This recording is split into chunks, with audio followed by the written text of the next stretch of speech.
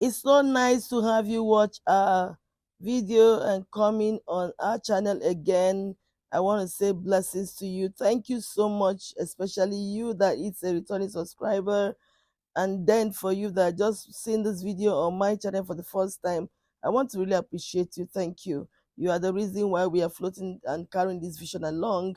I want to believe that it will even outlive us. And so as we took a walk around Abuja Millennium Park, FCT, Nigeria, we decided to do some teaching as we watch some of the activity that goes on as you find your way into the park. And so I want to use this opportunity to drop some nuggets or some words or some reminder to the blessed couples in my life and in the life of so many people that will be coming across me somewhat on YouTube, as even as they watch this video.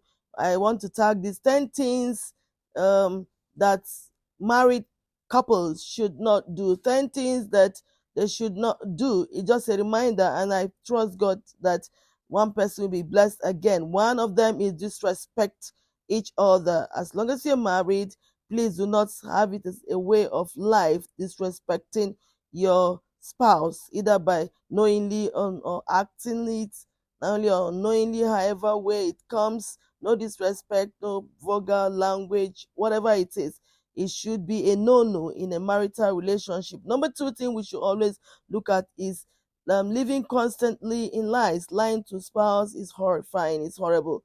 I am someone that hate to see and hear people lying. So when it's coming from a spouse, is horrible. So we discourage young couple, elderly couple, whatever number of years you spent in relationship. Please, this is from lying. Lying is a no-no if the relationship must thrive. Number two things is using insultive and abusive languages. Someone will say, "Wow, my wife does this, and I want to believe it's because of the way she was coming from. That's the way they so always insult in their family." I always give example of this young lady that the man to marry her took her home. I mean, went to visit her parents and then saw the way she was relating and insultive to her parents, and I mean the elderly ones in the house, and the man ran, and that was the end of their relationship because he was saying it is a way of life and the way they talk, he cannot take it. And I always tell people, men do not love what they call so much trouble, so much disturbance.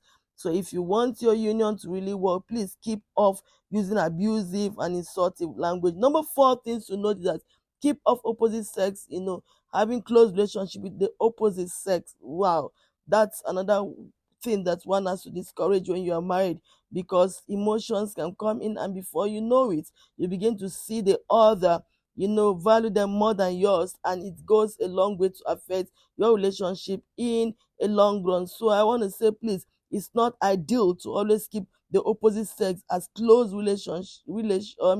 or someone you can relate with or friends. And then number five thing is constant fault findings. There are people that are so good at finding faults at every constant given opportunity, constantly every given opportunity, see them finding one fault or the other. If you open your eyes, you always see, just like the common saying, if the king open his ears and eyes always to see, he will even see his servant insulting him. That so many things we should close our eyes from. And when we see them, we know it's not a good one. We should close our eyes to that instead of always making a lot of ado out of nothing. So close your eyes for certain things and see your relationship working as expected. Number six is staying ungrateful. Many people are so ungrateful. It's why when it has to do with their spouse, when someone out there does something for you, you are quick to say thank you.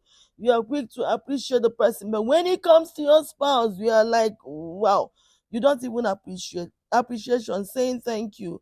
Oh, I appreciate. I love this.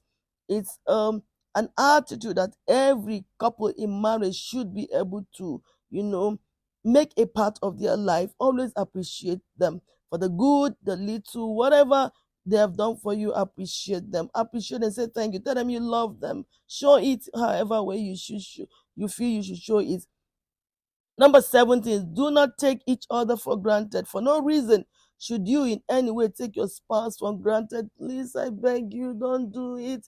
It's a bad one. You are so used to yourself And of course, just like it said, before each other they stand naked. And then it's true, but that does not mean you should be like, I have seen him, or what is it again about him. No, don't do that. Do not take each other for granted. Keep loving deliberately, keep especially expressing love to each other. Deliberately keep doing that thing that will make the person feel the king or the queen that they are in your life. All right, so please, there's no place for not being taking each other for granted. Number 8 we should look at is infidelity or cheating. Infidelity is when you begin to cheat on your spouse. Please, wow, this is another thing that, well, I find it difficult to believe that people do, but my work keep telling me they do it every day. Please do not form the habit of being cheating in the relationship, in the home called marriage. It has deadly effect. In some culture, they'll tell you it takes the life of the spouse. Do not cheat. They have no reason. If you do not enjoy sexual intercourse or life with the other, please explain and tell the other and find a way of making it a good or better the way it should be. Learn. Number 9, always playing the blame game. There are people that are so good at blaming the other. Please do not always play the game blame. Blaming and blaming does not help, and it can never help. Number 10 that we should also look at is stop insisting always. Someone will say, I want to have it my way. They will always insist. It's a wrong habit. Yes, like I was saying, it's a wrong habit to always insist. It is preferable to always suggest. Always said, I have this as an opinion. Always advise. Do not be in a hurry to always say, no, bring about, whatever, or say things that bring about some misunderstanding. It should not always be your way. I usually will tell people, hear other people first before you now begin to bring up your own suggestions. And possibly, if it's taken, well, thank God that it's taken. But if it's not taken, leave it and just live your life. Always find a better and conducive atmosphere to tell your spouse what they have done that you do not feel it's okay, right? And then if they are not taking it, it's better to pray about it than sitting on and blaming each other and getting angry with your spouse because they are not taking what you feel is the best. Relationship is worked. Anyone that is working out there is because people deliberately put their hands together just to see it work. And I want to assure you that your relationship will definitely work if you can only put your hands together to make it